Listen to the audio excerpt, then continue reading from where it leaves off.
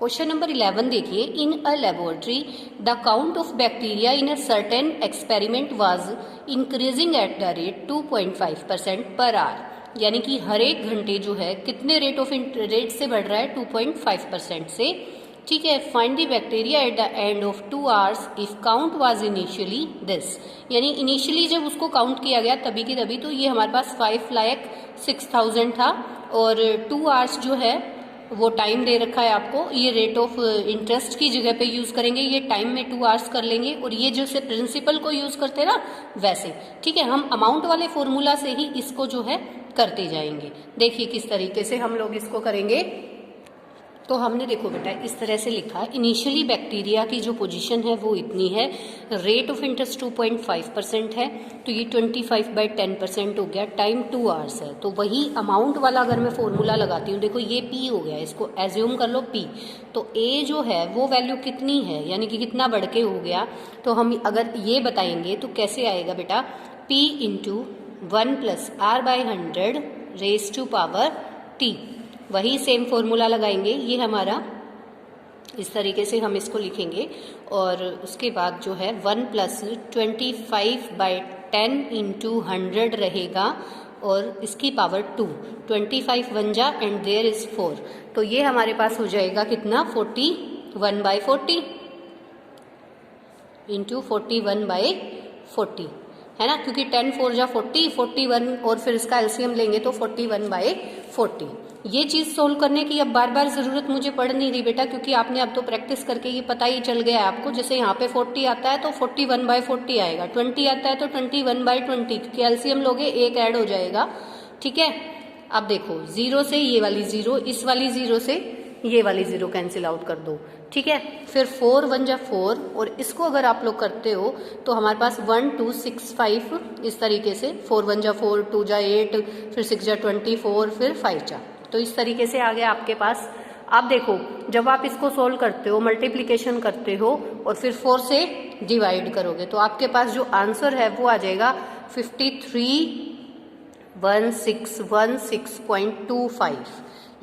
At last जो answer है वो ये रहेगा, क्योंकि पहले आप इन तीनों को मल्टीप्लाई करेंगे फिर उसको 4 से डिवाइड करेंगे, तो आपके पास ये आंसर आ जाएगा। ठीक है, अब इसी तरीके से आप जैसे 12th क्वेश्चन देख सकते हो। 12th क्वेश्चन में क्या कहा गया है, a scooter was bought at ₹42,000, its value depreciated at the rate of 8%, यानी कि ये कम होगी, डिप्राइजेटेड मतलब कि कम हो गई है, eight the rate of 8% per annum. Find its value after 1 year, 1 साल के बाद जो है इसकी वैल्यू, जैसे इतना क्या बोला है कि स्कूटर का रेट अब तो ये है, कॉस्ट प्राइस ये रहा, इट्स वैल्यू जो है इसकी वैल्यू कम हो रही है, किस रेट से, 8% पर एनम के रेट से। ठीक है, तो उसकी 1 साल के बाद वैल्यू बतानी है कितनी हो जाएगी। ठीक है, तो यहाँ पे हम जो है क्या लिखेंगे, कॉस्ट प्राइस जो है इसका वो कितना है, 42,000 रुपीज, एंड रेट किस रेट के परसेंट से वो कम हो रही है, ये चीज भी लिखेंगे 8% से, एंड टाइम पीरियड कितना, 1 ईयर के बाद जो है कितनी हो जाएगी वैल्यू, वो बताना है हमें। तो हम इजीली इसको जो है बता सकते हैं।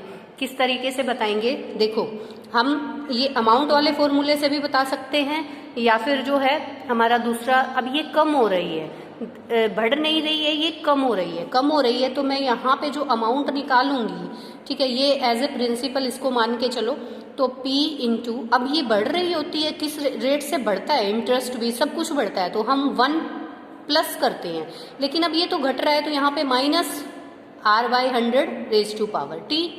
देखो क्यों किया मैंने माइनस, क्योंकि कोई भी वैल्यू है, कोई मनी लेता है कैसे भी, तो उसकी जो वैल्यू है वो तो बढ़ती है, रुपीज बढ़ते हैं, लेकिन यहाँ पे कम हो रही है ना, वो अमाउंट कम हो रही है। ठीक है, तो कम हो रही है तो मैंने 1 माइनस कर दिया, तो यहाँ पे देखो 42,000 इंटू में 1 - R/100 मतलब 8/100 रेज टू पावर T मतलब 1, तो ये 2 की टेबल पे हम इसको कैंसिल आउट करेंगे, ये हमारे पास क्या आ गया, 25 आ जाएगा यहाँ पे।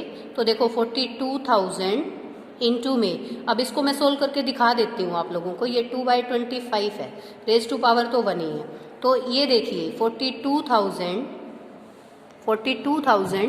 और यहाँ पे जो है इसका एलसीएम निकालेंगे तो हमारे पास 25 आया और 25 माइनस 2 तो ये रहेगा कितना बेटा 42,000 इंटू 23/25 ये रहा ना 23/25।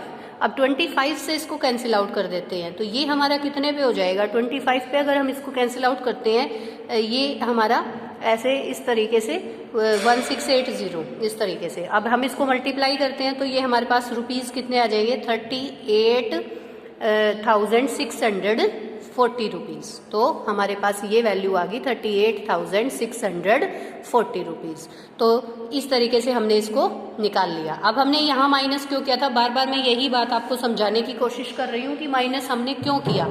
माइनस हमने इसलिए किया क्योंकि उसकी वैल्यू कम हो रही है, डिक्रीज हो रही है, ना कि इंक्रीज। ठीक है, इसलिए हमने माइनस करके इसको निकाल दिया। ओके बेटा, थैंक यू।